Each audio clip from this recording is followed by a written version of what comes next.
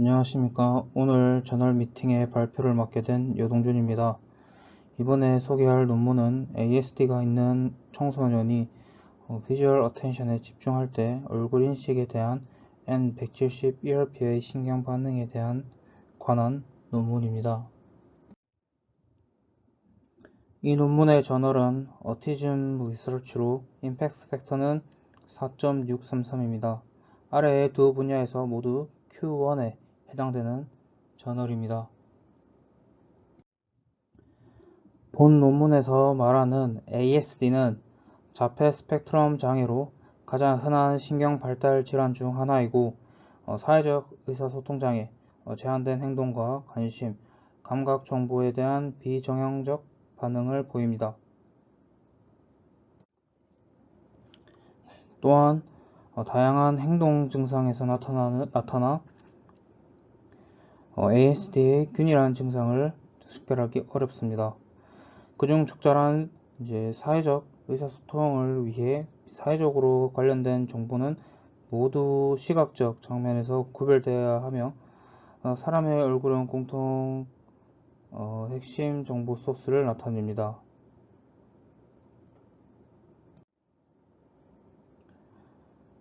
얼굴 인식은 얼굴 특징에 비주얼 어텐션을 기울이고 ASD의 사회적 결핍이 비정상적인 페이스 프로젝션과 관련이 있다는 증거가 점점 늘어나고 있습니다. 또한 EEG는 페이스 프로젝션을 검사하기 위한 효과적인 툴로 사용되기도 합니다. 그중 사건 관련 전이는 두피에서 비침습적으로 피질의 정기적 활동을 측정하고 특정 지각 또는 인지 과정과 관련된 액티비티를 보여줍니다.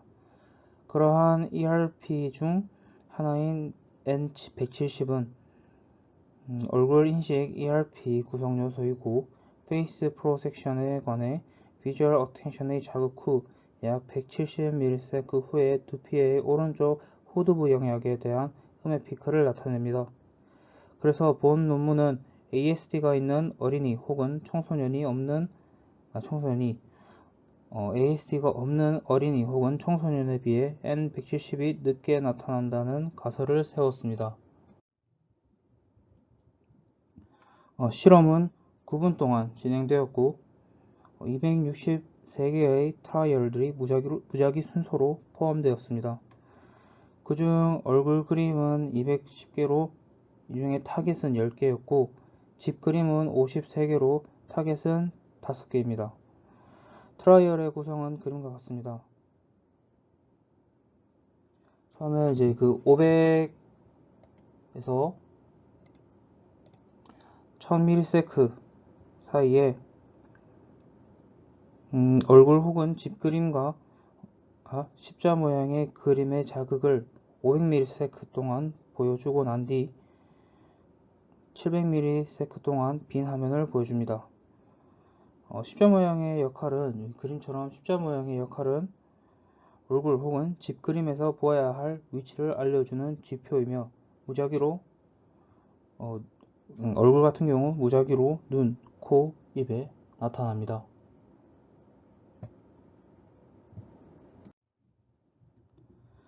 데이터는 총 90명을 측정했고 여기서 TD는 Typical Developing으로 정상 발달 통제군이라 하며 흔히 다른 논문에서 예를 들어 Patient의 대조군인 Healthy Control이라고 보시면 됩니다. 오른쪽 그림과 같이 총 128개의 전극을 사용했고 샘플링 레이트는 500Hz로 설정했습니다. 이후 30Hz의 로우 패스 필터와 CAR 필터를 적용한 후 그림을 보여준 자극 온셋 기준 전 100ms에서 후 500ms까지 에포킹했습니다. 아티팩트 제거가 기존 논문들에 비해 좀 특이했는데 진폭이 200 마이크로볼트가 넘는 채널, 150 마이크로볼트가 넘는 아이 블링크와 100 마이크로볼트가 넘는 eyes movement를 포함하는 이제 epoching 데이터를 제외했습니다. 또한 제외한 채널이 15%가 넘거나 혹은 제외한 트라이얼이 75%가 넘는 피험자는 분석에서 제외하여 총 56명의 데이터가 분석에 사용되었습니다.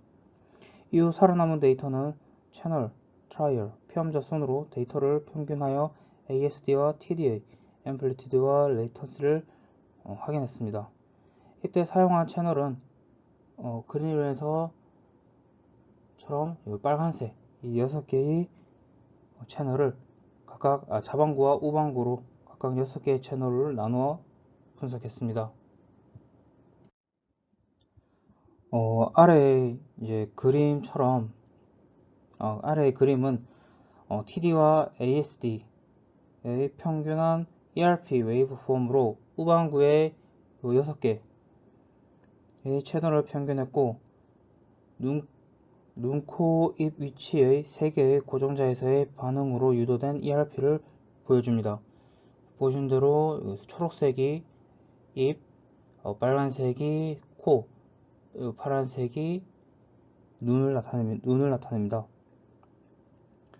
여기서 이제 P100은 처음 사진을 보았을 때 나타나는 ERP 반응이고 이후 얼굴 인식에 관해서는 N170에서 나타났습니다. ASD의 진폭은 TD에 비해 더 크게 나타나지만 3가지 컨디션 사이 혹은 두 피험자군 사이의 유의미한 차이는 확인할 수 없었습니다.